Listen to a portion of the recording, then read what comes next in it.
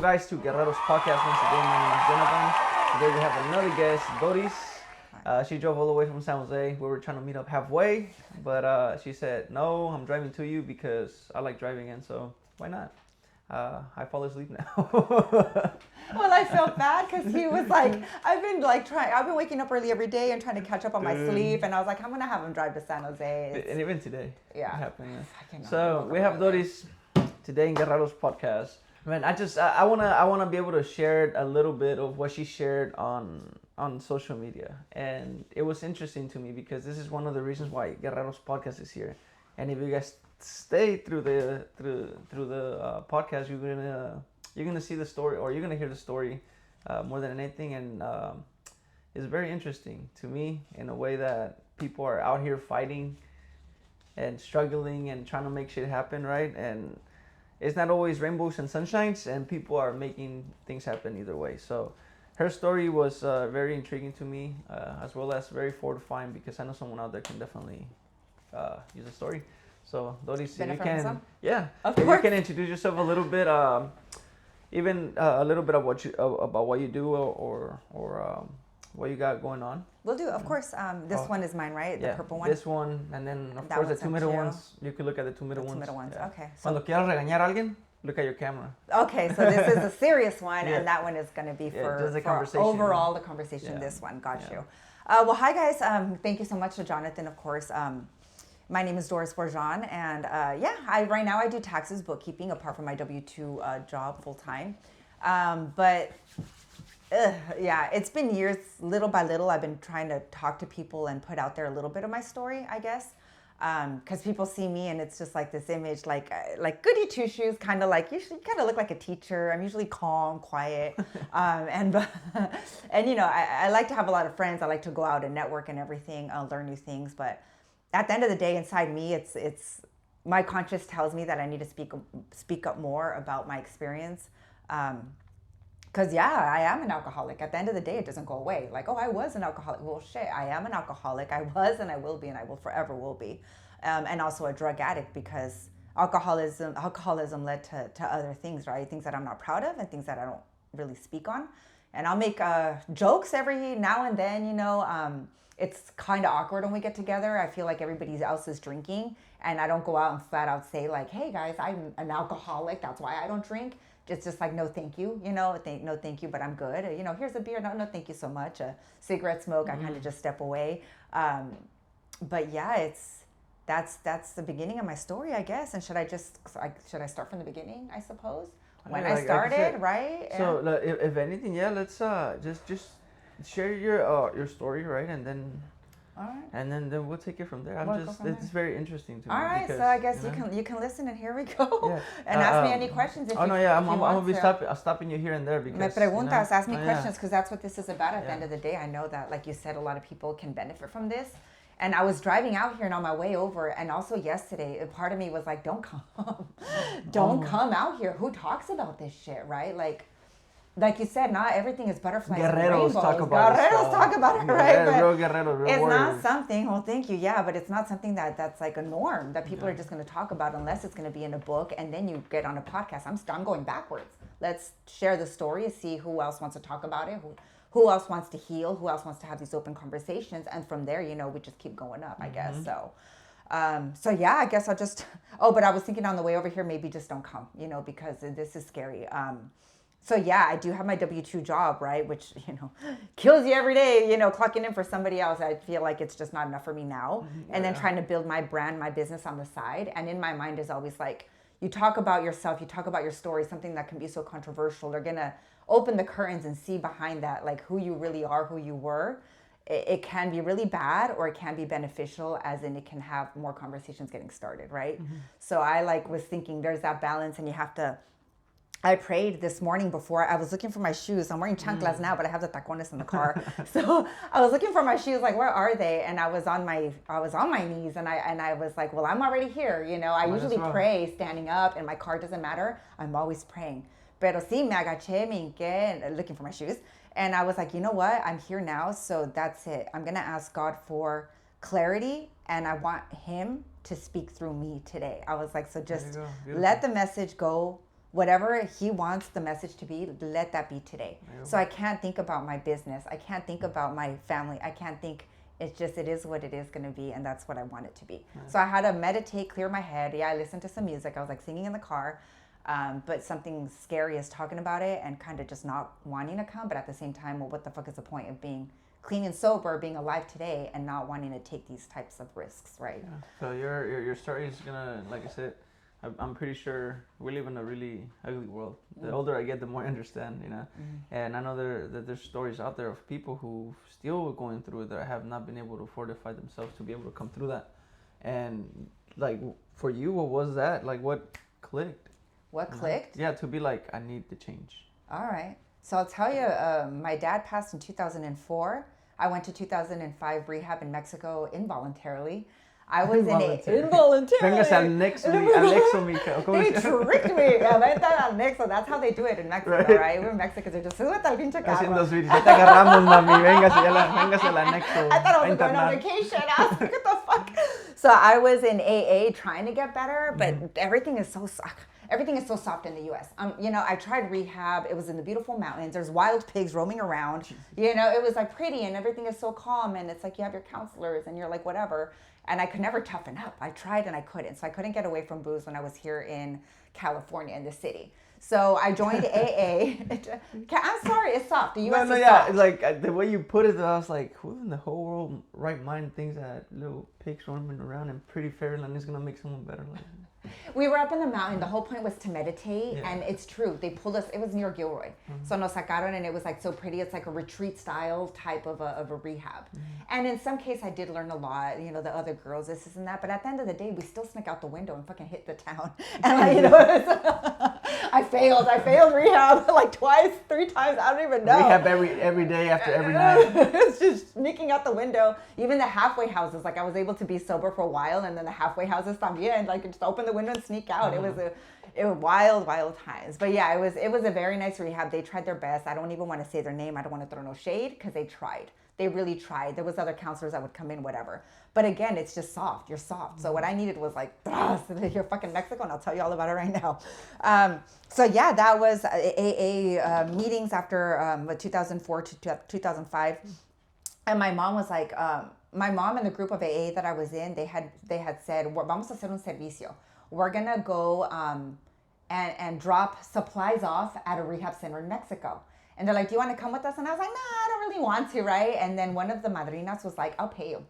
Come with us because we need your help like unloading from the car or whatever, from the truck. And I was like, you're going to pay me? Okay, right? So I grabbed my bag together and I jumped into the car with them. What I thought was odd is that it was the madrina, like the sponsor, the woman, my mom, and then this big old tough guy kind of sitting next to me. And I was like, who the fuck are you? He was sitting next to me the whole ride. Everybody was pretending everything was chill, like, right? Little did I know they were going to draw me off at the rehab. That was a servicio. I wasn't going to go help nobody. They were going to drop my ass off, right? So yeah, we drive from the Bay down to Tijuana. I was like, oh, Iguana Rana, like I know the bar, La Revolucion, Tijuana, like I used to go all the time with my ex, right? So I was like passing by all these bars, like recognizing, remembering all of the shit that I lived, you know, through Tijuana and Long Beach. All the flashbacks, everything. Flashbacks, like, yeah, all the bars, everything. Yeah. And it's crazy because La Revolucion, you see bars and clubs and shit, but behind the scenes, there's nobody come and kill me now. Do you ever have VIP access tunnels. No, get VIP access. The stories that I heard after. There's like tunnels and shit leading like a fuck. We'll see if we cut this out later. But I know from stories that behind the scenes and under the basements, there's tunnels leading, connecting drugs to other places. So they use this shit to connect each other, right? Oh, so again, this might not be in the videos, right? So I think they already found plenty of tunnels. They already know about the narco tunnel shit. Like, Chapo's cousins and the nephews are already down there, but yeah, there's tunnels connecting shit. Yeah, I'm pretty sure the government knows about all this shit. They just don't want to do anything. Okay, so I should be good. No, don't share my location. But the storefronts, right? The storefronts. So behind the scenes, there's a lot going on. You know, trafficking, tons of shit going on. So anyways, we'll cut through that. I know La Revolucion is pretty crazy. I don't go there anymore. So I don't even want to pass by. So yeah, I ended up at the rehab center. We pulled up and we got in. And I remember I was like, can I use the bathroom? They're like, okay. So I went in to use the bathroom. And when I stepped out of the bathroom, everybody was gone. Oh, shit. Damn, got her. She I was got like, got. where's the car? Where's my mom? Yeah. Where's my mom? Where's the car? Where is, la madrina? ¿Y que voy a subir o qué? Yeah, no, ¿dónde están las cosas que me van a pagar ya o hasta que regresas a San Jose? So yeah, I come out and I'm just like looking around and I'm like, where's my mom? Where is the cart? And they're like, oh, they already took off. And she started saying something about, this is for your own good. And I was like, bitch, what? Ya valió madre. Bitch, what? But in Spanish, I was like, ¿qué? This is for your own good. They realized that, you needed to be somewhere different to get better. And I was like, but in Spanish, esto es para tu bien, esto es para tu propio bien. And I was like, what are you talking about? No, pues aquí te vas a quedar, mira que te vamos a ayudar, esto y lo otro, morra, cálmate, because I started getting crazy. Morra, me decían, morra, cálmate. And I lost my shit. And I was like, nope, I'm leaving. So I was trying to leave, everything was locked up. It's huge gate. I was about to stand up, right? But I don't know if it'll get me in the shop, but yeah, huge tall gates all the way around. So they had driven up in, and as soon as the car left, they locked everything up again. So gates everywhere, and I just started losing my shit. So I tried running out. They couldn't hold me back. So eventually they were able to hold me back and get me contained in a room. And this girl was watching me for a while. So something about me is the way, where you grow up, how you are, whatever. You learn to watch your surroundings, right? So there's East Side San Jose. I grew up with my older brothers. The neighbors were dealers. I think it was just marijuana, but I don't know. I'm just kidding. We found marijuana growing in the front yard, right? So you just learn to watch your surroundings. Fight or flight. I've been in fight or flight, which can be rather unfortunate now, but for since I was a kid. So I watch around. So when I was there, I looked around. I was like, what can I get as a weapon to stab this bitch and run, right? So I saw, oof, yeah, I was like, no, I saw that window over there, but yeah, there's, I don't want to stab you. So I looked around and I saw this window and I noticed that there was a piece of the frame missing. So I saw that as my opportunity. So I think I asked her a question and she was just like, do. So I went over there quickly. I tapped the window out. I broke that shit against the wall and that's it. I said, bitch, let me out. So she had to unlock the door because I was going to swipe her. I was going to swipe her with the broken glass. Again, mind you, I didn't know it was rehab. Like they said it was rehab, but I'm in Mexico. I'm thinking that I got kidnapped. I was like, my mom dropped me off. You guys think it's safe, but I'm looking around like es pura tierra. There's a couple of bunk beds.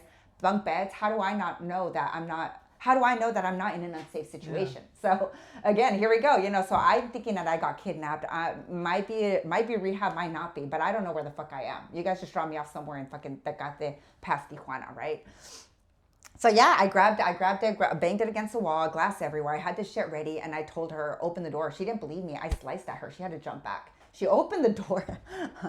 Hey, I'm going to defend myself, right? So she opens the door, and on the way out, she starts screaming because she comes behind me because I had the glass in front of me. She starts screaming, se está fugando la doceava. Doceava stance means 12th step. 12th step is when you're in a position to help somebody else. La doceava. So when we received, because then later it was me in charge of the facility. I'm sorry. Bitches try to kill me later. Hella times. Bro, they wanted to tie me up. They wanted to fucking burn me alive. There was plots to kill me plenty of times. And then you ended up being like... I ended up being on the other end of that shit. But yeah, I think they saw the potential. Like, oh no, she's down for it, bro. Like she knows how to handle shit. Let's put her up there. Pues yeah, it Cuando took a while. Doris, she's gonna handle her. I'm sorry, I'm fucking damn near died on that. I was like, oh my god. Oh. So, ahí está. Traté de escaparme, pero sí, se llama la doceava. That's going to be the 12th step when you try to help other people once you feel like you're clean and sober enough to be able to help other people. And she was like screaming, la doceava se está fugando. So, mind you, here's the women. It's a big ass ranch, right? This where I'm like locked in this like fence, right? It's a women's area. Further up is a men's area. So this rehab had the women's facilities on the bottom and the men's facility on top. So when she starts screaming, the guards, there wasn't enough women guards to hold me back. The guards from the men's facility started running down the mountain. So I'm like, no, I told them, open the door. So she couldn't let me out. One of the guys ended up letting me out because I was going to kill her. Okay. She didn't get out of the way. I was going to slice somebody. Open the door, I'll fucking kill her. And everybody else that stands next to me. This should be a movie, right? They open the door. It's becoming. Someone's going to script this. Woo! They open the door, and they're ready for me. It was one guard alerted the other guard, and it was just this big group of guys. So when they started surrounding me, I started swinging with the glass. Y'all don't come near me. I don't know where I'm kidnapped. You guys call it rehab. To me, this is a kidnapping, right? So you do what you got to do. I didn't want to hurt nobody, but I was gonna. You were ready to. I was gonna kill you to get out of here. because you learn to survive. And I didn't know where I was. So I started swinging with the glass. The circle got bigger around me. So what they ended up having to do was grabbing a blanket that looks just like that, but in a different color. This shit right here. They had grabbed a big one of these and they threw it on top of me. They didn't regard you like a bear, like those lions in India, those tigers, you know, mad at you. I'm over here swinging, and it took a couple of shots, but one of these fuckers got me with the blanket, and I was like, oh, no, damn it. And that's it, I came down. And we laughed about it later, because when my sponsor ended up being in that group. The sponsor, the man that helped save my life, was in that group. So he was there like, hold her down. And I'm like, ah, screaming with the I had to throw the glass and the blanket. And that's it. That was the beginning. They calmed me down. At the end of the day, I was there for a while detoxing. It wasn't just alcohol. It was a bunch of pills. Cocaine isn't that easy to come by in the Bay Area. Crystal, I was a little bit easier. It was easier to have access to crystal meth, not just in Long Beach, but in the Bay Area, a little bit easier. So cocaine at the end of the day is harder to find out here. I had to go all the way to LA. So at that time, I don't think there was much crystal in my system, but it was a lot of alcohol, tons and tons. I'm talking like bottles of fucking whiskey that I would have. Maybe if it was a giant bottle of whiskey, I think my body was used to having at least half of it, maybe more, of the giant gallon bottles of fucking, I think it was called Turkey Wild. I don't even remember. That shit was cheap shit. But I can have at least half that bottle, and my body kept building like immunity and tolerance to that stuff, right? So mind you, my tolerance was way in the fuck up here. And you throw pills into the mix, and of course, detox for me, I don't know what heroin was like because I've never tried it, but I've seen it. But it's crazy when you're detoxing is shill. I was sweating. It was insane. But yeah, I had to go through my detox period. And after that, after you detox the doceavas was about a week or so of just like calm. Then from there was discipline, right? So in the rehab, I learned discipline. It was like military style. We had to stand up straight. It was, excuse me. It was AA meetings at least 3 times a day, morning, mid, and at night. There was meetings all day long. We would all go up on top of a tribuna and speak our stories. It was not even voluntary. It's like they call you a name, you go up there, right? So there was consequences for not doing shit. Like we were going to tell you to do something, you got to do it because it's for your own good type of a thing. It was very much military style. And then we would stand up in a line. It was foot to heel, stand up straight. So we would all stand up and we would be like that for an hour, 2 hours, 3 hours. So that's how we learned discipline. That was discipline for me. That's why I tell you, compare the rehab center here in California to getting put in the situation in Mexico where I couldn't get out of it. The discipline was insane. There was no running water, no electricity. The water was freezing. Back in that time when I went in 2005, there was no heating devices. So when we would there was not a well either. They would bring water to us and it was in a giant tub. So in that giant tub, we would put it in jicaras, put them in a bucket, and we would each get a bucket if we were blessed to have water, because sometimes there wasn't even water. There was just enough to drink and not enough to bathe sometimes. So it was some crazy shit. So once that water was ready, that's it. If there was ice in it, fuck that, too bad. Yeah. So those were our showers. It was in a cold concrete bathroom with a bucket and the jicara. So yeah, so our showers, yeah, exactly. Where's the jicara? It's just a little... Jicara is a little device for water, just to pick up water. That's what we call it, jicara. So así nos bañábamos with that. Freezing water. I remember turning purple. This was before I had arthritis. I would turn purple. Now I changed color. That's just the way it is because with arthritis now. But I remember being purple. I would look at my legs like, oh, holy shit, I'm going to need something amputated. It was freezing. So I think at the end of the day, when we live so sheltered, even then it's hard being sheltered to leave something behind like the booze and the drugs, because there has to be discipline and there has to be, God damn, how do I even say it? Because I don't want to say that I suffered, but I did, right? But it's just like the sacrifices that are made to, it's hard to explain. To just let go of the drinking or the vices? To let go of the vices, having to go back to the very bare minimum. Yeah. To the very bare minimum, where there's nothing around you. There is no makeup. There is no TV. There is no books at that time. It's just going to be straight meetings, cold ass showers, and a bunch of terapia coming at me only. So that's, again, it's hard to explain, and maybe I can pinpoint that later. But I had to go back to the basics, back to the nothing. And did you ever have like the need, or like did you ever have like that urge to like escape again? Not necessarily the same way, but to get out of there to have your sip? Yes, I thought about it all the time, and it does happen when you're new in a situation like that. I thought about it. I can leave. But once I started knowing everybody about me, once I realized that it was actually rehab and I didn't get kidnapped, I was like, oops. Sorry, I tried to kill you. Like, I talked to the girl afterwards. Like, I didn't know. I didn't know that you were really actually trying to help me. To me, I thought you were just a guard, and I didn't know if I was kidnapped. I did apologize to the girl after. Her name is Perla. May she rest in peace.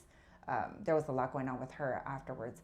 But yeah, I apologized after, and I did try to, I wanted to escape, but I never tried it because I knew that in order to escape, I might have to hurt somebody, and I don't want to hurt them like that because I realized then that it was actually rehab. And I started getting sponsorships, like this is your madrina, this is a person you're going to speak to, and that's how that started. So I don't want to take too long for that because I was there for over 6 years, maybe 7 years. So time passed. After certain, discipline or whatever that I went through, once they realized that I wasn't going to actually run, if they kind of left me on my own, then they kind of started leaving me on my own, and I started kind of going up in rank. So after, it was doceava, then it's just like one of the girls, and then after not too long, te ponen el título de madrina. So when you're a madrina, it was my turn to speak to other people and have them build trust in me so that they can also try to leave. It wasn't just alcohol though. We would get teenagers that were always trying to run away, that like some heavy shit that they would try to kill people, like, it was some stuff. So we had to talk to them to try to get them out of their shell, speak more in front of the whole group, and have them learn and grow. So after some time I became a madrina, and after some time after that it was like, okay, you're in charge of discipline. Instead of standing in that line, toe to heel, standing in that line, now you're going to run. Now you're going to watch it. Now you're going to have all the newcomers come in and have that same discipline that you had. And that was an insane form of meditation because it was like, it could be 20 minutes, 15 minutes, 20 minutes, an hour, 2 hours. Sometimes they fucking forgot. And whenever we would move in that line, like say, so it would, I know we're on camera, but it was like this. We were standing like this, like that, straight. That's it. So it was like this. My nose was against the back of her head. And if you were to move without asking for permission, they would put your hands up. So I would stand like this for however long they wanted you to have it down or up. And when it was time, then our hands would go down. So that was that for a while. I don't even remember, a year maybe or so after that. They're like, hey, you're pretty like, well, not just talkative or whatever, but you can give orders, right? So they put me in charge of the discipline. So when it was my time, I was the one that had to watch the line of females. And mind you, it was a small line of females. With time, more people heard about that rehab center. The line started getting bigger. We had to start separating them into 2 lines, so on and so forth. So people would learn about that rehab facility. Again, I don't want to name names, but family of mine. They're like, well, Doris is out there. She's still clean and sober. And nothing else could ever get me sober. They started sending my family out there. I was like, oh, si pudieran poner, mándeme todas las revoluciones. Ese pinche demonio la mandaron para Mexico. She's saying, okay, all right. They said my cousin's over, yeah. And family friends también, which is really awkward. So yeah, they were up in the men's section or whatever, and then later a female family member appeared as well. We just, separate everything, professional. Like it's professional. We had to keep things separate or whatever. So yeah, that was that. After some time, again, madrina in charge of the discipline. After that, it's like, you know what, just run the whole female center. You're gonna be in charge. So I had my own little, from sleeping in the bunk beds with just one blanket or whatever. I was later separated to having like my own little room, like the office or whatever. It used to be the office. That was my own little room, and I would just get up and make sure everything was running properly. And there was several, they wanted to kill me because you have to be strong. People don't want to be there. They literally came from the streets, right? They came from the streets, they're yanked out, they're thrown into this thing. Of course they're going to... Thinking they got kidnapped. Just like me. At first they think they got kidnapped. Later when they realize that they didn't get kidnapped, they still want to escape. Mind you, it was 13, 14, 15, 30, 40, 50-year-olds. I had to take care of somebody's mama. I think she was like 70-something because she kept... people have this tendency to keep wanting to hurt themselves over and over and over, like masochism, right? And not breaking those habits. They would watch her, I guess, and she kept destroying her own life. Shit. Why did they throw her in the rehab center with me and I had to take care of somebody's mama? It was insane. Like, she was the eldest, I believe, at 70. So it wasn't just alcoholism and drugs. It was like a way of life where people just kept destroying themselves. Yeah. And it's like, okay, you got all these, the way that we're just going to throw you over here and maybe you'll learn something type of a thing. So once they were there, it was my responsibility to kind of help help them kind of learn what I learned. And at the end of the day, I did want to leave. For many, many years, I wanted to leave. But after several years, I want to say about 3 or 4 years into the program, I realized like, but if you're helping people, and I was barely getting my memory back. So alcoholism, it fucking fries your brain first, right? And everything else inside, because my inside, my gut, everything was fucked up. But the pills, they make you forget. So that was the whole point of taking the pills, was forgetting. You forget about the pain, you forget about anything, including childhood up to adulthood. The pills, they numb you. So if it was alcohol and pills for so long, that combination, apart from being deadly, made me forget chunks of my life. So when I got there, it was partial amnesia. You would say my name and it wouldn't snap in my head who you were talking to, because I had forgotten who I was at that point. Damn. That I ended up in rehab. And I think I must have been 21 or 22, the year after my dad passed away is when I went. So up until that point, just how often I abused it, I had forgotten my identity. That's how often it was to forget who I was. So I had to remember who I was again, build myself back up. And then years later, when I finally was like, now I can help people, I think it took maybe 3 or 4 years for me to realize that. And then I just couldn't leave. I couldn't leave because more people kept coming in and they were just a fucking mess, you know? Mind you, I was hard. I was mean. I was cold. So anybody that was there at the rehab facility now that has survived, I apologize first of all, because I was a cold hard bitch. So whatever had to be discipline was discipline, period. Whatever had to be food had to be food, period. So I had to separate myself because people like us, it's hard to love. I didn't want to fall in love with them. I just wanted to help them, right? But then at the end of the day, it was like I was trying to learn how to be different and not be so cold. So there was always that line there. I'm not going to get too attached to you, you know? So I was really cold. I was really hard on the girls, you know? And for some, it helped. For some, maybe it didn't. But at the end of the day, I can't hold guilt on that. We all decide what we want to do. You're going to choose, right? So, and I was thinking on my drive over here, you make decisions, right? So it wasn't my fault if somebody chooses to be fucking up, being dishonest or whatever, trying to mess around with the guys up there. It was, females were with the females for a reason. The guys were up with the guys for a reason. If you're not at a capacity to be in a relationship, you just got in, you're all fucked up. You're just like this, heroin, whatever. And they're like, oh, look at that guy up there. Like, no, over here. Like, no, over here. This is what you came for, right? So that was the whole point of keeping us separate. You cannot focus on the other sex right now, right? So all of that came in. So what happens, of course, I fell in love with my sponsor, and it sucks. It's true, because he was awesome. So I felt, but I had to find a boundary for that. And the other girls, it wasn't so much like I think they would fall in love. They just wanted to not think about the process that they were going through. So so all of that, we had to watch everything. It was crazy. So I lost my train of thought. I just remembered that right now. I fell in love with one of the guys that he's married now. It's a long time ago. And we're still good friends, bless him and his family now, but it wasn't meant to be, right? He still checks up on me occasionally and vice versa. But at that time, you feel like if there's a connection, you want to stay close to them, right? So I felt like... So that's why you guys stay separated, men and women? We had to be separated, yes, so that they wouldn't lose focus. Mm-hmm. And now I remember, thank you for bringing me back. The focus was that... fuck, Jonathan, I forgot again. This is a lot. So you're saying that that's why you guys will stay separated, or keep the guys and the girls separated, because like that's why it was part of the discipline. Like they couldn't focus on the other sex. Exactly. And they had to stay, basically, like you were saying, it's like, dude, I'm here to discipline you, feed you, and take care of you. Everything else in between, like I have my boundaries. I want to help you, and I love you. So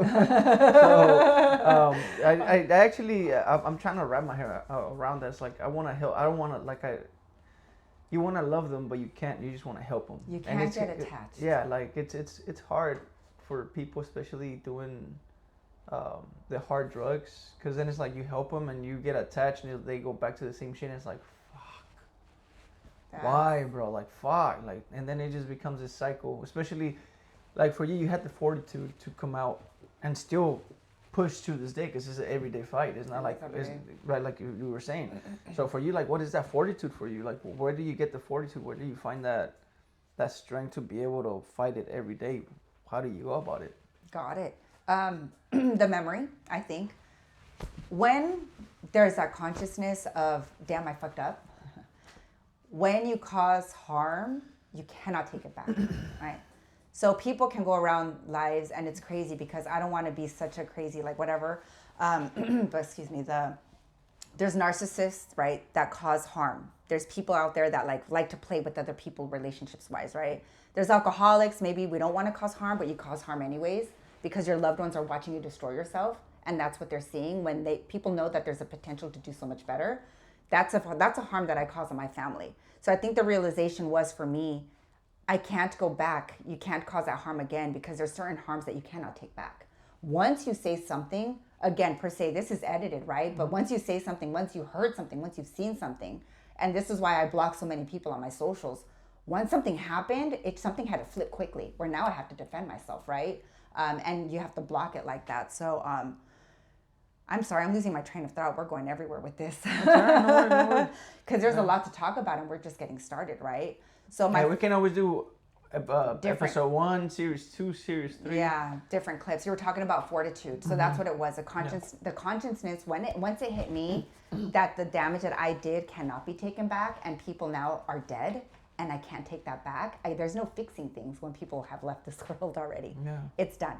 So that's where my fortitude comes now. I feel like upon prayer and reflection, inside me, something tells me that you have to do better.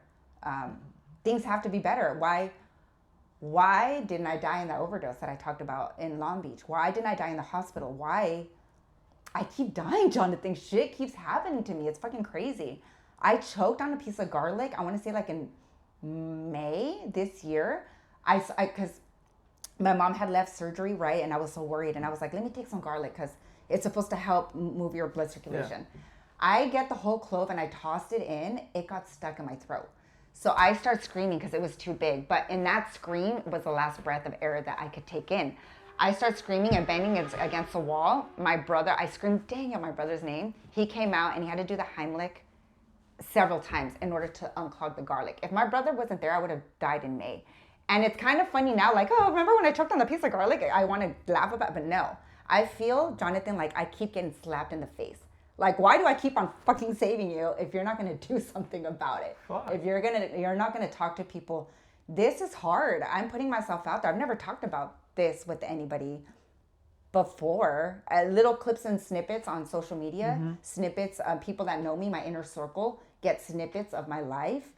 And that's why I lose my train of thought because there's so much and it's the first time I'm talking about it. And I appreciate it because, I mean, at the end of the day, like, vulnerability is one of those things that is not easy. No. That's why, like, having you and sharing your story, like I said, at the end of the day, if you're like, Jonathan, you know what, let's not post it up. Yeah. There's still, like, 4 episodes ahead of yours, so you still got about a month before to make, like, you don't post it. That's cool, yeah. And at the end of the day, it's fine to post it, but that's what I feel. Like, it's why the fortitude now. It's because I keep getting saved over and over and over again. And my conscience keeps telling me you have to help other people.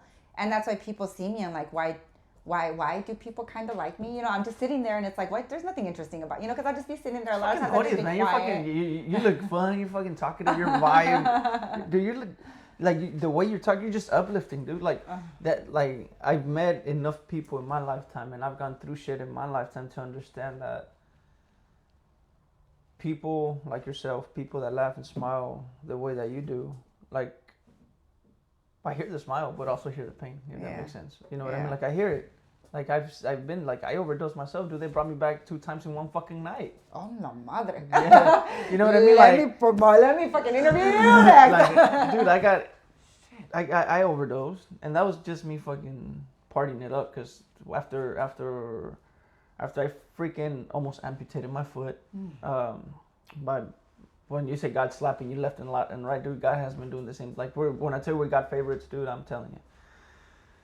From almost amputated my foot to be like, dude, I damn near fucking ended up with no foot, and I didn't party it up. I just stayed home playing fucking computer games. Like, nah, fuck that. 19 me desafané. Like, dude, I went fucking crazy. Partied hard like there was no tomorrow. Tuesday to Sunday. Almost lost the foot, right? I freaking overdosed. I was freaking smoking weed, drinking like there was no fucking tomorrow, and popping pills all at once. So uppers, downers, and fucking everything in between, right? Okay. So I didn't do anything else other than that when I was younger, right? And the one time I did do coke, it was out of pure it was out of fucking peer pressure because the guy told me, "Hey, dude, you want me to roll you a fat one?" And I thought he meant a fucking weed joint, right? Joint. I was like, "Yeah, dude, fuck yeah." That's blunt. This motherfucker comes up with a big ass fucking line. I'm like, "What the fuck is that, dude?" He's like, "You say you wanted me to roll you a fat one?" I was like, "Fucker, you know I smoke. I don't fucking do this shit." He's like, "Well, I'm not gonna fucking put it away." So I'm like, "Then you fucking." Dude, we just waited so much. Like, I known this guy for so long, and he fucking pushed me into it. And I was like, "Oh, dude, what the fuck did I?" And that was like the one time I ever fucking did it. But that's not my fucking, like, I hate that fucking drug, dude. Like, fuck it, like, dude, I like just talking about it reminded me of the fucking, what the fuck is that shit called? The medicine taste in the back of the fucking throat. You got some whack coke. Bro, the problem with me, like, I was shit. like, oh my god. Or maybe because it was like too much of it. I don't know. The point is, I ended up. I know what you mean. It's a burn. It burns all the way down like, to the bottom. Dude, why do people do this shit? Like, fuck. Anyway, point being, Yeah. I partied up. I got fucking chopped my foot. I got fucking stabbed. I freaking like all this stuff, dude. And I'm just like, I'm still going. You know? Yeah. And like to hear you talk and be vulnerable about stuff like this, that's why it's not that it's an interesting story to me. It's interesting. Of course, the story is interesting, but it's interesting to me to hear the story because the person, how do I put this? The person behind the story, I'm interested in how you're overcoming all this, you know, because like every fucking day, dude, you gotta fight through it every day. Got it. Every day. And And I hear it, like I said, I hear your laugh, I hear your smile, I hear your joy, but I know where that's coming from, right? Like I not necessarily know exactly, but I understand it. Yeah. Right. Like I said, I have my share of of life. So to like for you, if there was if there was something extra that you could have, like an extra like an extra value to you, like strength, power, whatever that may be, to help you do better every day, what would it be? Or is there something else that you wish you had for yourself that could help you on an everyday basis? Interesting. And I'll tell you right now that this is it here now. Talking, it's a gift. Being able to speak up and have conversations like this is a gift. Every day is a gift. You look up at the sun, it's a gift. The clouds is a gift. I heard Bradley speak and he's like, health is your gift. At the end of the day, you take away my ugly little Honda, you take away my pretty purse. What's it matter? If the gift of life isn't here? God forbid something happens to us. So my point of view of the world now is that this is a gift. What do I wish that I could have more of? More huevos, more cojones, to speak more, reach more people. Because at the end of the day, people like you and I, you know that you have this gift. Everybody has this gift. But if we went through the darkness to try to find the light, and we're still trying to find the light and share the light, that's a gift within itself when you know that you can do that, right? So I feel like we need to talk to more people. What do I feel that I can do on a daily more is this. Why am I exhausted and doing lives all the time? I'm not talking about addiction, but at least we're spreading the word. There's familiarity. I'm pulling people that are scared to, my friends stutter. You know, I'm like, calm down and look at the camera. We're going live. I'll post it. Maybe we don't post it, whatever happens, right? The whole point is get the voice out there. Why? My friends are smart. They're brilliant. Apart from being beautiful, whatever, right? Apart from all that, everybody has this gift. And if we're not sharing it with other people, why is it just going to sit there y pudrirse, right? So when you ask me what can I feel like I can do better, is this. We're starting at this now. The thing that I didn't really think about wanting to come to because it's raw. This is it. I want to speak up, and I would like to take. I stutter a lot too. Obviously, I have an overbite. That shit gets stuck on my tongue, right? Se me traba la lengua. In English and Spanish, it's hard to get through both of these languages together to get a message across. But at the end of the day, it doesn't matter as long as the message does come across. And you know, and I was thinking, and it's funny because we joke around all the time. You know who I saw go live all the time that inspired me to kind of just do my own, like get over yourself? Jared Nunez and Hector from Oh yeah, do that freaking Ambience Realty. Yeah, so Ambience I think Realty, most days at 6 p.m. they're on. Yeah, a la vez. And you see them and they're could be over here with their Louis, you know, with the, ¿cómo se llama? The red bottoms and shit, everything all fancy. But at the end of the Shout day... out to Jared, you what's sexy up? bastard. Yeah, dude, you know, that was... so long story short, Jared put the team together to get me this fucking house. Are you serious? I kid you not. Oh my God. So Jared did nothing, but well, I mean, he did a lot because you know he fucking put the team together. Behind the scenes, I was working. Yeah, and he got this guy from Modesto because of course Jared couldn't come all the way up here, so he got this guy from Modesto called se llama Martin, and then he got he used to work for or he used to be in Albert's team for the loans and stuff. Yeah. John Delgado, he got me the loan. Okay. So, you know, my freaking, I'm just grateful for those people, man, because they made this shit happen, you know? Make a difference. Yeah, really, so, they do. and it was just all within 1 year of being in the coaching, dude. Wow. Like, before this, I ain't got shit. Like, even this, I'm struggling right now, right? But I'm struggling in a new level of broke. We have to make better decisions. Yeah, seriously. Like, dude, I was going through my finances yesterday with the guy that's helping with my business, and I'm like, fuck, dude, like, I'm fucking up. Like, I need to get it, like.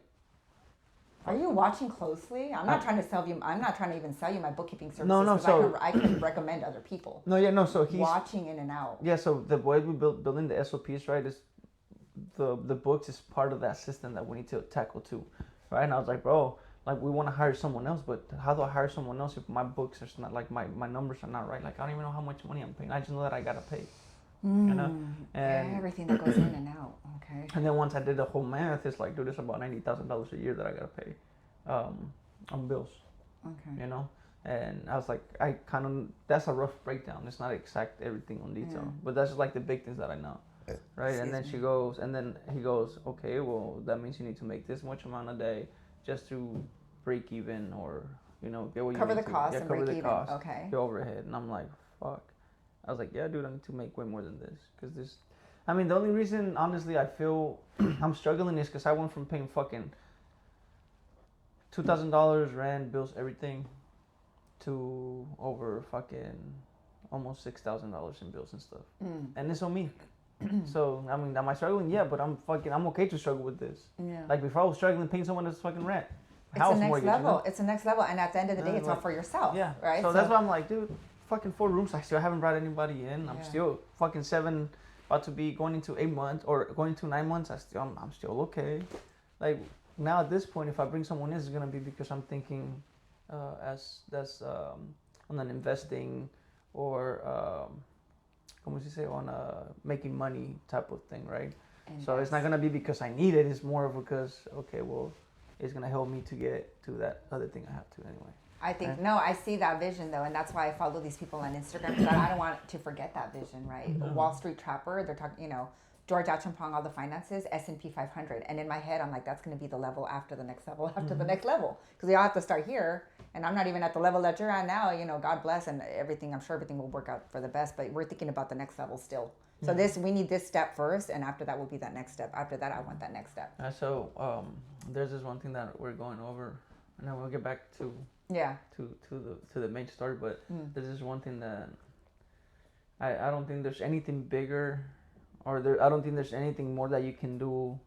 I mean, possibly yes, right? But I think that the highest level you can reach would be investing, right? Like kind of what Cody Sanchez or what's his name, Mickey O'Neill does, where they buy and sell businesses. Yeah, right? yeah. That's... Like, I think that's like the. I mean, what else can you do after that besides be the fucking owner of a country, or you know what I mean? Yeah. Like, you buy and sell businesses. Revenue, pillow money. That's a dream, pillow money. Right. So that's what I was like, okay, well, right now I'm still an operator. I don't have a W-2. The next thing was, all right, well, now I need to start my own shit. Okay, well, we're at this level. Well, what's after this? Okay, well, I need to become a real CEO, because right now I'm an operator. So that's my next thing, become the CEO, so I could have someone actually running the business. Yeah, I run the business, they run the company, you know what I mean? Yeah. And then after that, what is that? Well, and then we got fucking investors. So I want to get to fucking being an investor. Okay. Right? Because, I mean, I like my business. I like what I do, but I don't want to be doing it my whole life. No, you know, exactly. Like if I could grow it to build it and help other people come on and grow themselves, then that's actually a goal of mine in the business. Generate more jobs, generate more revenue for other people. Generate more leaders, man. Generate more leaders. That's more the real whole point. Freaking people. Like, we're living in the world right now, dude, that fucking men are just fucking shit. And it's like, I'm just gonna say it because, dude, like fucking having to take care of or look after kids that are not mine. I love them because they're my niece and nephew, right? But Like, bro, People don't step up. bro, y'all motherfuckers, what the fuck you guys got? Like, I just don't get it. And then I'm just saying because they're my sisters, right? But there's other situations. I know other women that are single mothers too. And dude, Single fathers too, because women can be real fucking demons as well. Yeah, We're talking about mankind here. Yeah, I was gonna say, I was like, dude, and the thing is like the moms are not actual dicks, right? And then you got the actual deadbeat dad, and then you got the dad who got the deadbeat fucking mom. Like, dude, no hay pa ganar. Like, dude, step the fuck up. It's an epidemic, I feel, and that's why.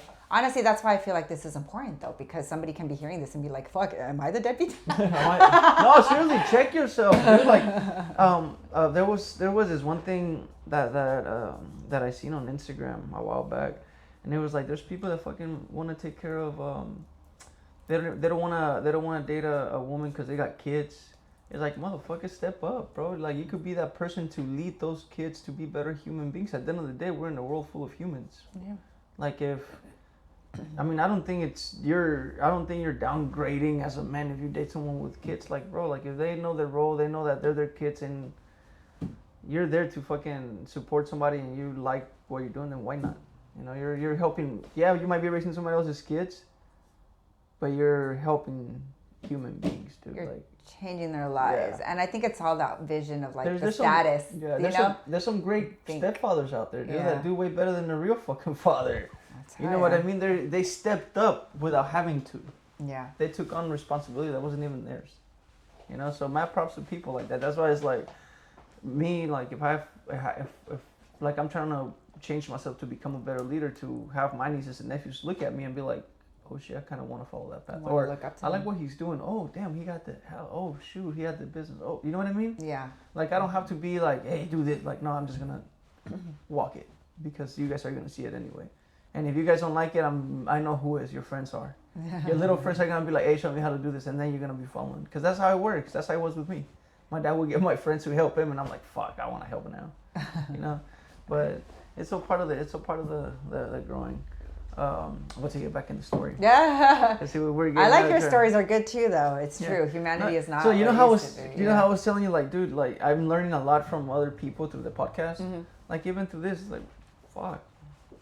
It becomes relatable, you know, and to hear, like, that's what it says, like, hearing stories becomes part of growing, part of the learning curve. And people ask me the how, though. That's funny because it's like the how, and in my head I'm like, I was in a military style. You couldn't put me with the frilly rehab. The how. It's discipline. At the end of the day, discipline, right? And wanting to choose what's right. Crawling out of the darkness is not easy, but once you're out of there, it's like, I can't go back. So why? The why, I can't go back. I can't cause that damage that I did before, right? So I feel like that's the why. And the how, well, we're working on it, and it's talking about it, I feel is, honestly, and I was thinking when I was driving out here, that people need to talk about it, right? Find somebody that you trust, right? Like, I have a lot of doctors when it comes to my arthritis, my health, everything. So I'm constantly talking to people that have more knowledge than me when it comes to, like, my body, you know, my health and things like that. So you have to have people around. You can't just kind of sit there and have everything bottled up, right? So people can be watching and be like, now what's the next step? Find a trusted advisor, a trusted mentor. I can't be like, oh, work out, you guys, but I do like to, because I don't work out, but exercise is amazing, right? Going out, getting fresh air and meditating is something that I do often. I don't listen to music and shit. When I go up to the mountains, it's silence. I'm just watching around, and I'm grateful that I'm still here. And then my mind, my conscience, listen to your conscience. Like, that's it. It's literally God's voice telling you. You know how hard. You know how hard it is for people to do that. They could walk out without nothing, and they start work out without nothing, and they're just themselves, just their own thoughts. It's scary as fuck. It's scary as fuck. I dare you to try that. No. Here's another one for you, and it's not for the weak anything. You look in the mirror. You look at yourself in your own eyes, your own colored eyes, and your pupils. And you listen to your conscience while you're looking into your own eyes. And all the time, wake up. Fucking wake up. And I step back and I'm like, oh my God, okay. And it pushes me to do more that day. It's not scary, but it's, do it, try it. You're looking into your own soul and you listen to your conscience in complete silence. And the voice that I hear is always telling me, wake up, Doris, wake up. Because it's been years and years and years, and I hardly talk about what I'm supposed to be. What I feel like God has a mission for me. And like you may feel like, why did I start Guerrero's podcast? It's about warriors, right? Mm-hmm. So this is your mission for now with with obviously a vision for later, but it's a mission for now, a calling for now. And I feel like I've had it for so long. Why haven't I done anything with it? And all the time, well, I'll do that exercise. I'll look at myself, look into my own soul. And it's going to be that, just wake up. And that's a lot of where my motivation comes from. Because I look around and I see humanity as it is. People are so fake. And I don't mean fake like plastic surgery. Go ahead, get that fake ass, get those fake tits, get that nose job, do whatever you want to do. That's just the exterior. Interior, people are fucking like dying. They're killed. Why is there so much violence? There was violence before, mind you, 60s, 70s, 80s, 90s, there will always be. But more so people are just living like in this like fantasy land where I feel like they're just not, it's not real. They're not, so when I feel people that actually want to have a real conversation, want to talk real shit, that's where I feel like I start getting attached to. Like my inner circle is very small, right? Because around me, I don't know who's real. And it's hard navigating because dealing with dealers and people that were really, really bad people, coming out of rehab, coming back to the States, having to learn how to navigate back in the United, in the States again. I'm still I'm still weeding through who's real and who's not, who's out for themselves and who actually does want to help. And it's fine to it's fine to want to be out for yourself. Of course, here's me, here's my family. I want to do great. That's good. But there's people that are selfish that will step on other people to get up here on top. And I've had to encounter people like that most recently in the past years. And I don't want to throw no shade and there's no drama, but I've left tax offices where I feel like you guys weren't being real with me. I feel like I was kind of used, maybe manipulated. Okay, so now that I don't want to buy a franchise, now I don't want to, you're to the side, I'm going to focus on these only. So it was never about wanting to help me. It was about wanting to help them, grow only them. A true leader will guide, will want you to learn what you can around them, will open the world around you. The real ones are going to be like, I got snuck into the VIP party. I didn't have no VIP pass when I went to Johnson. Ask me who the real ones are now, and I can tell you. Come with this, Doris. Okay, I got snuck into the party. Who did I meet? Talking to Neil Patel. Over there, talking to Chief Pat. I was over there, I got snuck in, and everybody around me was like, cool, Doris is here. What does it matter? They're not going to kick her ass out, right? Because it's like you said, it's something that I hope I give out good vibes. At the end of the day, I don't mean to step on anybody. So they just kind of leave me. They let me be, even though I wasn't real VIP to get into the party. I did not pay no thousands of dollars like you guys did, right? I want money back. Ouch, right? You come in dancing with me next snuck time. in this thing. You sat in the front row, though. You sat in the front row, and that was brilliant. So I'll move on. So here's what I told my buddies when we were sitting in the back of the summit. I said, these guys got here early. They sat in the front. I believe it was you. I think it was Jonathan. And then you had Chief Pat sitting right behind you. And I was telling my buddies, they're like, wow, they're right in the front. And I said, you know what? That's a marketing move, too. That's fucking brilliant. You're sitting in the front. I'm going to get this knowledge. At the end of the day, all the speakers will be looking into your eyes because you're literally sitting right there. So what do they see? These up-and-comers, these go-getters sitting in the front. What do the cameras see all the way around when the shot is on Brad Lee? They're seeing the back of your head. They see the mohawk with my new buddy, Pat, right? And I was like, that's brilliant fucking marketing. You're putting yourself in the money shots. One of my friends from Vegas calls them the money shots. She's like, oh shit, you were Brad Lee, you were Yados, those are the money shots. And I was like, what? I started running ads with them. Why is there's more traffic to my page? There's more people wanting to talk to connect because they're called the money shots. I don't want to feel like I'm using them, but at the end of the day, they are influential. No, and you're supposed to use them. They even tell you they to. say to use them, right? I They're- can't have conversations with Albert Preciado till I have $5,000 cash to hand them. You know that there's value that you're going to give them that they're going to give you back. They are, at the end of the day, money shots, even though I couldn't actually conversate with Bradley or Albert as much as I want to. You know who I did talk to? Yados. Neil Patel was just chilling. I was like, okay, I'm going to ask you. Dude, Neil Patel is like one of the chillest dudes. Like, guys. Oh, well. Oh, there's a hole in my shirt. My wife replaces them because I'm too lazy. And we were like, so it's like these rooms, it's priceless. And why? Because of the relationships that we build, right? So at the end of the day, they don't see us as threatening. I'll tell you who finds us threatening, though. People that are threatened by the light. People that are threatened by the truth. People that maybe don't want us to speak up. I have people like that. I have haters. I have to block them. Don't even look at me. God, guide me, protect me. I don't even let them look at you. That's how you're going to get more exposure. Well, maybe later. But for now, what I've gone through, it feels like they were trying to steal my marketing technique. Like they were studying me. I'm like trying to take, I remember the vibes, And at the end of the day, sometimes people do want to trip you. They want to speak badly about you. They want to put things in your path so that you don't grow because you didn't want to grow with them. But at the end of the day, it wasn't so much like, I don't want to grow with you. It's just like, I don't like what you guys represent. You know what I'm saying? I don't like all that greed. You know, if you can help somebody, help them. If I'm going to charge, I'm going to charge. My work can be thousands of dollars based on what we have to do. And it is what it is. Yeah. There's an invoice, you can't pay it. I don't want you as a client. I'm not going to be like, you know what I'm saying? There's no sugarcoating. This is business. If it's going to be bulk work, which we have done a lot of, because entrepreneurs are like, you're focused on your business. What the hell do I want to do with all these statements and all these invoices and all of this? You know, I don't want to deal with it. Then we can maybe work something out. But at the end of the day, the work that we do, because I work with a badass mentor and colleague, it's going to be thousands of dollars. So we can't pay that invoice. I don't want you as a client. That's one thing. Business is business. Something else is when you see that somebody's struggling, they want to get up in the world, they've got good intentions. You don't really want to help them because you're threatened. That shit has happened to me, and it continues to happen. So I have many reasons to block people on my Instagram. Like you said, they should see, but at the end of the day, I feel like they're copying me.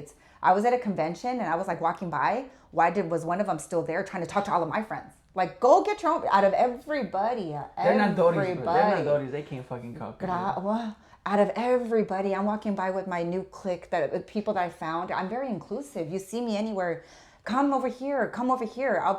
You see somebody awkward, like that was me 5 years ago. You come over here. This is my friend, so-and-so. I have conversations getting started, and it's like, why? How? Why? It's because that was me over there that was quiet, that was scared to join.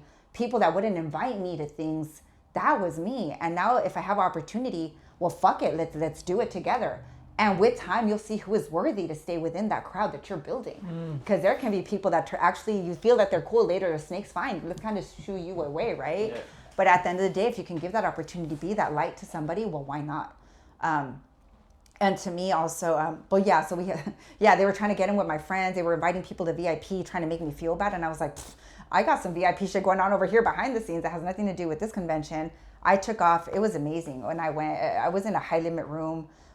When I went to this past convention, I went with a buddy and I never seen so much. The one that just went to Long Beach?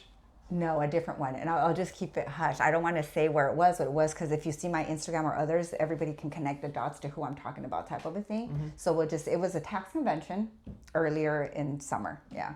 You're going to have people here going, what was that? I got it. We found it, right? But yeah, the team that I was with, they were being bitchy. They were being mean. And they were like, what? You know, it was odd. I would pass by with my friends and one of them like would interfere and start talking to all of my friends. And I was like, why? I blocked all of you guys. Just stay away from me. I pray that you guys just stay away from me because I know that they're not good people. And again, I don't want to put everything together. And while they were having their VIP party, I was somewhere else talking. I was in a room full of other millionaires. I was in a different room, completely separate from this tax convention. Having a beautiful dinner on a good friend, networking with other people, building more, a stronger network. Later, we all went to the high limit room. Dude had $50,000 on the table. I had never in my life seen that much money before. And I told him after I DM'd him, I was like, you fucking ruined me. I see all that money in front of me. And fucking ruined me. I'm fucking ruined. You see all that money in front of me. This is one person that came from so-and-so, from here, went to here, bought his own business, sold it, went to here. And now you guys can play $35,000, $40,000, $50,000 on one table and just get kind of mad because you lost money and win because you won money. I'm like, that one chip right there is my Honda. That one $5,000 chip is literally my car. And I told him after, I'm fucking ruined. Because now that I see that, I'm setting higher standards for myself. Shit, you're ruined. Well, I want to hear my story of how mine got ruined. Tell me. That shit ruined me. Fucking Leo from Club Rojo, Econ Cartel, I think it's called. Okay. This fucking guy had one of the nicest fucking watch. It was a nice watch, the Bugatti watch, a $350,000 watch, I think. I'm like, damn, this guy is wearing what I make, or like my company doesn't even make that in a year, and he's wearing it on his fucking wrist. I'm like, wow, bro. That's literally what you went through. That was me. I was like, fuck. It opens your mind, doesn't it? Yeah. It opens your mind. Oh no, dude! After we got out of that. I heard Jonathan Rodriguez, after that inner circle meeting, he walked out, or like we were walking away after talking with Leo. And then he goes, bro, we're thinking too small. And I'm like, fuck, if this guy he's thinking too small, and he's already on his way to 5 mil, I'm fucking thinking too small. Way too small. So that's the thing is like being in those rooms, like I already got all the information. All the information I need to have a successful business, I already got it. I'm not going in there for information anymore. I'm going for network. I'm going there to meet people, connections, Because everybody's going to give me the same information, just a different word, you know? But for me, it's not about the information no more. I already got the information. I'm already applying it, right? It's about the networking. But meeting people like Leo, like Jonathan, like, bro, you're wearing literally, I don't even make what you have on your wrist with my business yet. Like that, dude, that's big. For you, what got you back into getting into those rooms? Like, what was it that you were looking for in those rooms? Greatness. So I feel I have a greatness within me. I'm not going to be shy about it. There's a greatness in that I can talk to people and connect with people because I don't want to hide anymore. But there's a different level of greatness when you can connect with people and also be successful in the level of business, right? So then what made me want to get started was you can't be W-2 forever. So I'm going to work as a slave, not as a slave because I don't want to be ungrateful for having work. People would love to have what I have, including the health insurance and so on and so forth, right? What I have now is somebody else's blessing. But to feel like there's so much potential is not, it just shouldn't just be there. I'm sorry to cut you off. You got to say that again. You said right now you have somebody else's blessing. They wish that I was here now. Dude. The job that I have now pays well. I have insurance. I go to my Stanford doctors. My injections, which are supposed to be weekly, is $5,000. Insurance covers the majority. I'm doing from $5 to $75 out of pocket. It's otro pedo, right? So at the end of the day, I understand that there are other countries or other people. When I was in Mexico, I wish I was here now. So look at me back in 2005, con una jicara and ice water, taking a shower. Don't I wish here that I was now, sitting in a pretty dress with my makeup on and smelling kind of nice. I'm just kidding. I wish that was now. So we are living somebody else's blessing. We are living what other people want to have now. And I feel like it, again, why? I feel like I'm selfish if I don't share, if I don't connect. So why did I choose to be in other rooms? Because I felt like I was limiting myself. That's why. So what did I do? What do we do is we keep driving out far, far away. It's harder in the Bay Area to network. Yeah. So for me, it is harder. Or NorCal, because NorCal in its entirety, right? For me, it was, I think I saw on Instagram something about do taxes, make your own money, be your own boss. And that hook caught me. And this, I want to say, was back in 2022. So at the end of the day, again, no names, no shade, no nothing, because it was a blessing for me to be able to find that. When I saw that ad, I think it was an ad on Instagram, little by little, I started like, blah, blah, blah. Hey, get into my class. And I got into the class. Once I started learning somewhat about taxes, the guy recommended books that had nothing to do for a beginner. First off, he was giving me, what should I read to get ready? Fucking real estate taxes. I was like, that has nothing to do with the beginner. I went to the store on my own accord, like my own willing, and I got Taxes for Dummies. This was back in 2022, right? So I was like, why didn't you recommend that book? That back then I should have known that they didn't really want to teach me. They just wanted to build a tribe to create whatever, right? Yeah. They didn't really want to teach me. So I went and I got my own Taxes for Dummies, and I would go up to the park, Alum Rock Park, and I would read on my own things that were not recommended by these people, right? So, but that was a blessing for me, was to be able to see that ad on Instagram and be like, taxes, huh? Be my own boss, huh? Okay. I got into that. Once I met them, I myself started thinking more like an entrepreneur, right? So I know these people cool, but I want to go out further. I started going out into other seminars, Drake software seminars. I started going to other things that were not necessarily recommended. Like, I don't want to just be like a little cult. Like, this is right here. Like, I felt like it was just right here. I'm like, no, but why? Why? I'm like, there's Jesus Avicaram in fucking New York. There's so-and-so in Chicago. There's so-and-so over there. And I would see them on Instagram and I felt so confined. I had to start talking to other people. So I started using my Instagram as a platform for me to start networking on social media. First by liking, then comments, polite comments. Like, oh, this is good information, thank you. Little by little, people would start noticing that I was like, there's no bad vibes here. They like what I'm doing, this is great. So I'm like the motivator, yay, because I'm so happy when people put information out there. They're not charging me for it, it's free, we can all see it. So what makes anybody else different to be able to see that, right? I decided to like and comment little by little, DMs here and there. I am so blessed to know so many people from everywhere just because they know that I just wanted to learn. I want to learn, and whatever I do, I try to pull others and show others around me as well, right? So so that's that. We keep going off topic. You have another question for me? No worries. No, it's just like I said, it's interesting to me to listen why you got back also into trying to get yourself together, right? Because at the end of the day, you almost sliced the first mentors you had in your journey of getting better, right? Yeah. Up to now, do you currently have mentors right now? That's a good question. I'm very picky. I have a close group of friends where I can't call them mentors, but necessarily right now, like actual paid mentors, I don't. No, so here's But the yes. thing, right? You could. Answer is yes. I would consider Bobby Castro my mentor. I never paid that man. Okay. Right, Yeah. and that's because I've read his book. I've found him some of his YouTube lives. Yeah. I've taken some of the stuff that he said and applied it to my life. You know, so Yeah. I will consider him a mentor, even though I never paid him. But I've taken advice from him. Mm-hmm. Right, some of his mentors, some of the stuff that he's mentored online and stuff, like I've used it.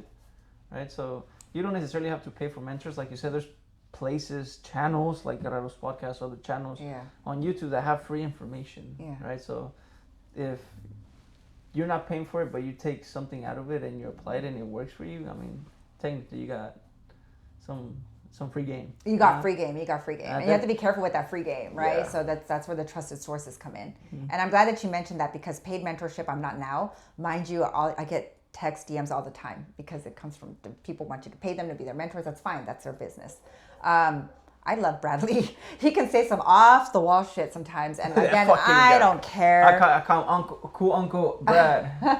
Cool Uncle Brad. Which is gonna be our 100th episode. Oh, that's dope. That's gonna be fire. Mm-hmm. I like him. So no tiene pelos en la lengua. Ese señor dice whatever he wants to say. But at the end of the day, why are we here? He got on stage and he's like, I can talk as much as I want to talk about confidence, about this and that, health being the most important, because this is what, your life depends on being healthy, how long you're going to live, so on and so forth, right? But what got me was like, if you guys really want to think a little bit about how I think or whatever, was just read these books.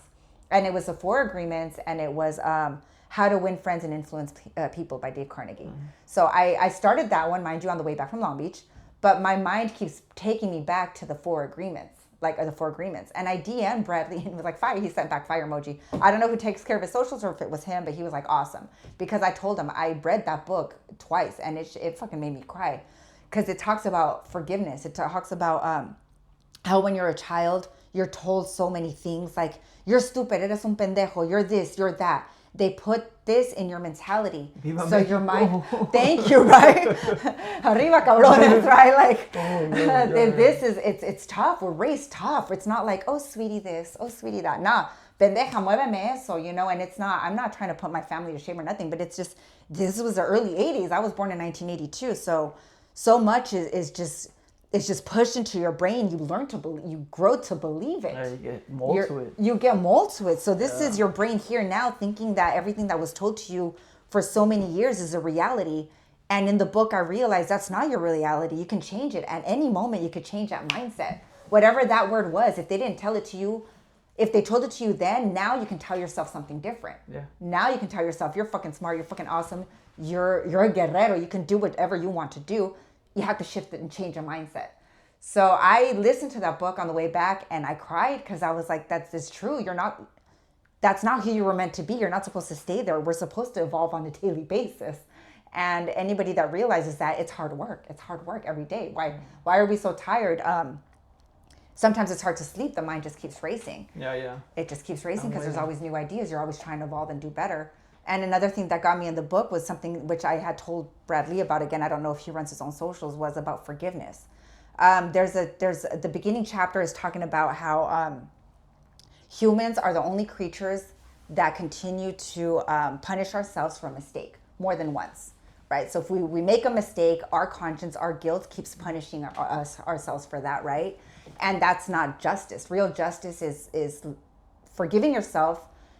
From that mistake, you're going to learn, and how do I do things differently now?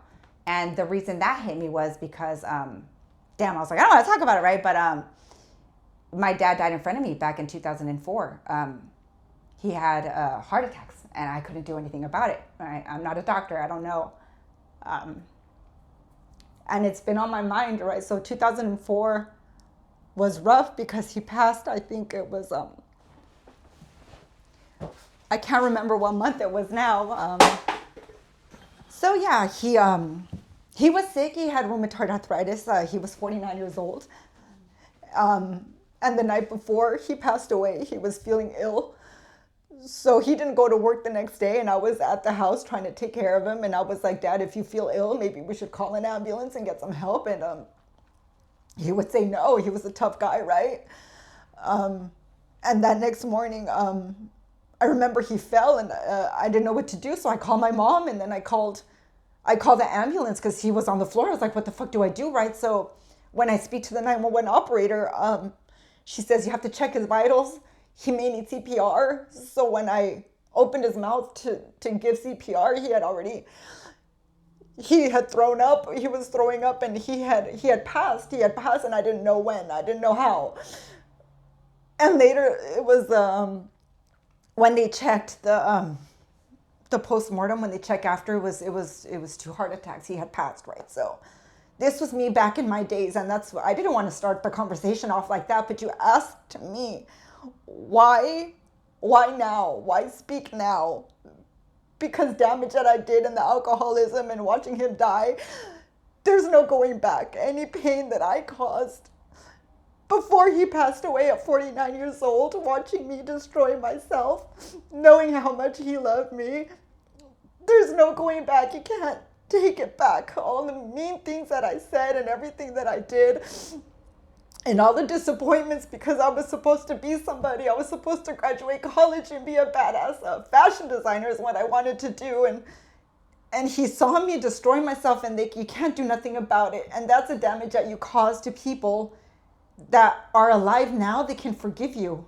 They can see you, and they can say that they're proud of you now. But per se, my dad, if he's already gone, there's no fixing it. He's gone. So that's my realization every day now, that I can't go back and I can't cause those same harms now, right? So what that book made me realize was there's forgiveness. I cannot keep punishing myself with that realization. Could I have done anything? If somebody has a heart attack, what the fuck am I supposed to do? I'm not a paramedic, right? So I had to learn forgiveness all these years later because I couldn't do anything in that moment. And listening to that book, realizing that I shouldn't live with the guilt anymore. I have to move forward and I have to let it go. And there's a family portrait in our wet bar at the entrance of our house. It's my dad it was back in the 70s before I was born. It's my dad with his beautiful hair and his beautiful piercing eyes, and my mom with her beautiful long hair, and my brothers. It's at the wet bar. It's at the entrance of our house. I used to pass by and just put my hand on the portrait and say, I'm sorry, Dad. I'm going to do better today. So when I listened to that book on the drive back from the Driven Summit, because I implemented quickly what Bradley was like, read this book. I'm like, why? Well, he's successful. Just fucking listen to Bradley. I listened to the book and I heard that. I remember crying like so bad. When I got home and I saw that picture, it's no more, forgive me, Dad. I'm sorry, Dad. It can just be sometimes I love you, or a simple nod and a simple smile. And that's all I have to do. Forgiveness. It's forgiveness. And now I can move on. And it's hard to talk about, but it is what it is, right?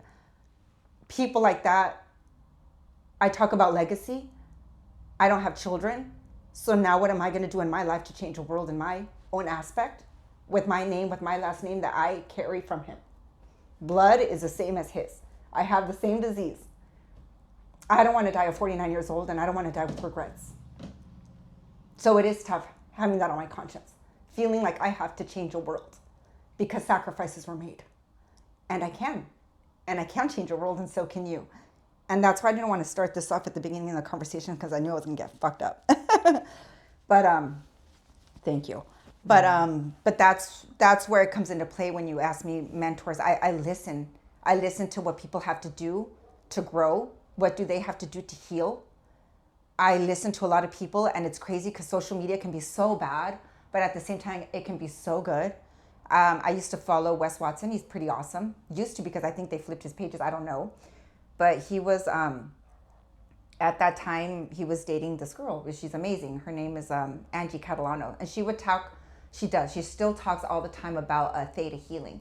And I would watch her and I would listen how calm her voice is and how she talks about healing, having to heal the inner child, like having to forgive yourself so you can grow and move on and share that with, other people, right? So I still follow her. I think I follow Wes, no offense, right? But I'm going after the healing. I'm not going after just what is going to be the money, the monetary. Again, we can see the beautiful watches. I can see all that money, $50,000 in front of me on the gambling table. I can be like, I want that, yes, but I want that, and I want it done the right way. You want to be ready for it. I want to be ready for it, and I want it done the right way. I don't want to have to step on anybody to have to get there.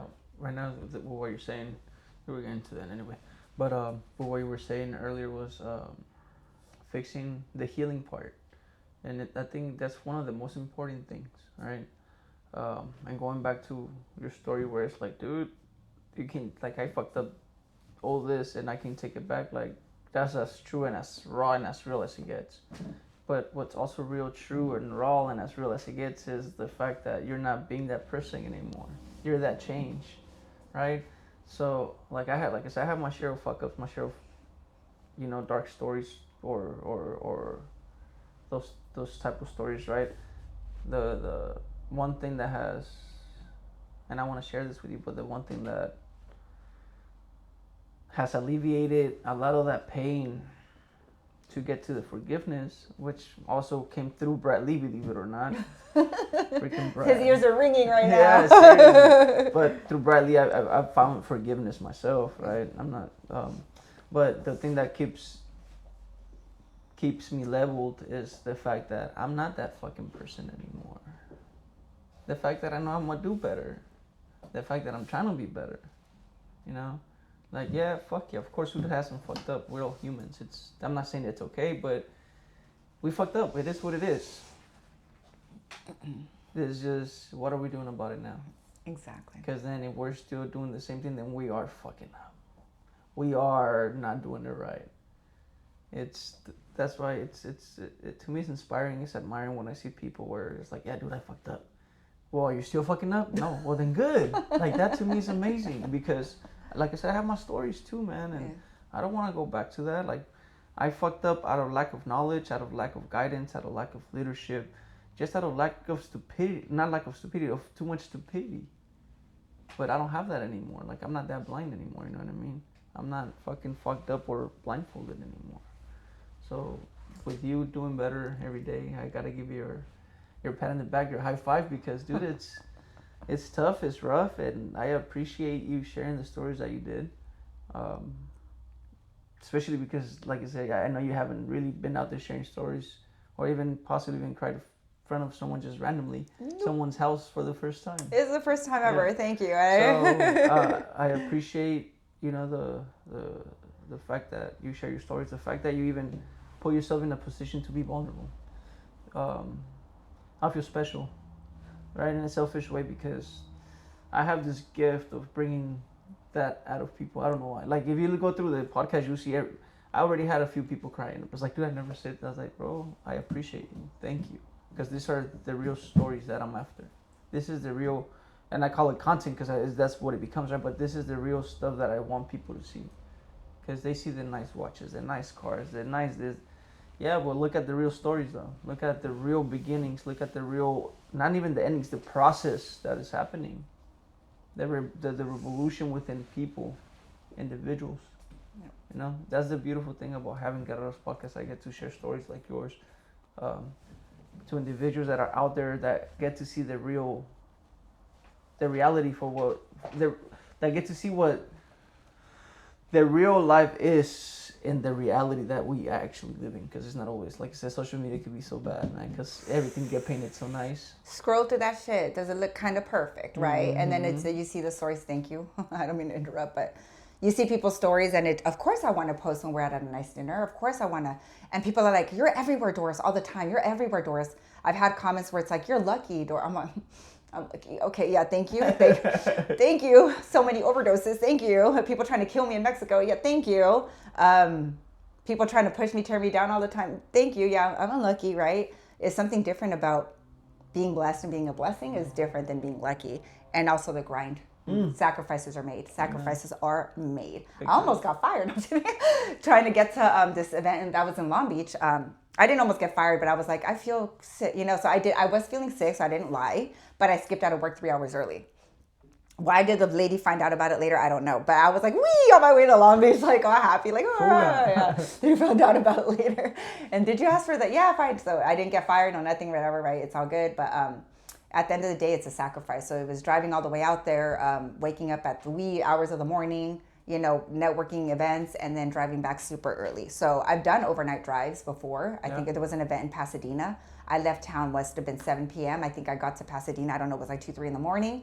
Slept for maybe 2 hours, got up, did my makeup. I was sitting, I don't want to say front row because I didn't pay for VIP seats back then. This was Pasadena about 2 years ago. I was sitting somewhere, wherever I waddled in because I was so tired, but I was there and the sacrifices were made. And I think, I don't know why I always end up with these real estate things. Is it a sign? I don't know. Well, but it's you should have read that real estate at the other company that you were, the Real Estate Texas. You should have read that book. I should have read that book. Yeah, well, I can now. Back then I didn't understand. You know, it was talking about amortization and everything. It's a depreciation, everything inside, you know, value of a property, this and that. Mind you, I had just I just clicked the course for taxes. Whoop, it's in my shopping basket. Now I can buy my package for taxes. And he like, yeah, read this book. It was all about, you know, amortization and whatnot. Super fun. Now I have it somewhere, so I guess I'll read it now. But at the end of the day, yeah, again, I lost my track. No worries. I was actually ready to ask you the one question that I gotta ask everybody. Yes. And what does it mean to be a guerrera to you? Does it mean to be a guerrera? Mm-hmm. Warrior. All right. So I feel like warrior es una palabra like por encimita, something that can define somebody as a warrior, right? So everybody has a potential to do better, to be better. Being a warrior just means that you went through all that, and being a warrior now means that you're ready to be a leader. All right. So in order to be a warrior, you can't just sit there. Where do you see warriors that aren't going to lead others to do better as well? Right. So that's what it means to me. It's time, and again, I'm very blessed. Thank you so much for having me here. But being a real warrior is now, it's going to be that shift to, are you also going to be a leader? So you come out of the darkness, you're still alive, you can be grateful. But at this point, if you're not helping others, then what is the actual point, right? So that is a warrior, is using what gifts you do have to be able to help lead and guide others. And that's with all the imperfections, right?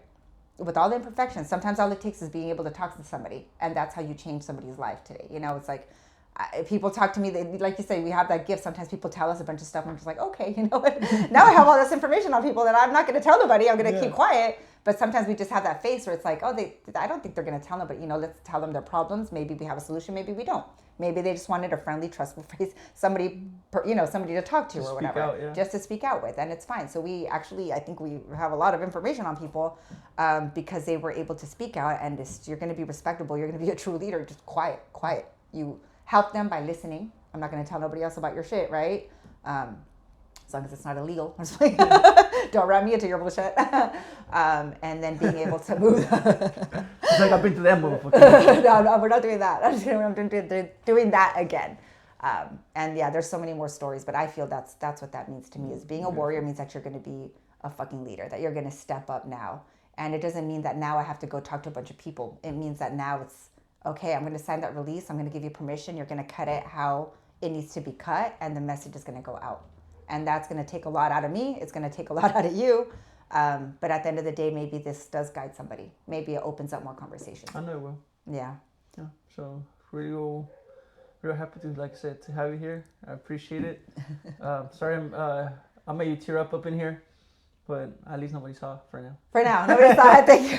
And then I mean, we don't have that many followers yet. Relax. Yeah. But Thank you. But it's growing. So yeah. You know, I know people are gonna be seeing your stuff and definitely gonna take some good out of it. We never know though, Jonathan. Like you said, you never know. As long as it touches one person, you know, and they start having open conversations. I got all over your microphone. Thank you. Thank you very mucho. Thank you so much, Jonathan. And there you guys have it. Another freaking awesome episode for you guys here at Guerrero's Podcast. You guys already know. Any questions? And she does taxes, bookkeeping, right? So yeah, you guys can always hit her up. What are your handles? Feel free to DM Doris Forjon Tax on Instagram. Yeah, I think Facebook as well, but Instagram is going to be the easiest. Yeah, feel free. DM me, please. Nothing weird. I get weird requests for pictures, this and that, and don't send me those types of requests. If you want to have open conversations. Thank you. You want to have open conversations, maybe start start new conversations, get things started, please do DM me, text. Don't text me either. DM me. It's gonna be Doris Bourgeon Tax on Instagram. There you guys have it. So don't forget, follow, subscribe. We got you covered. Any questions, dropping them in the comments, and we'll see you next time. Let's go.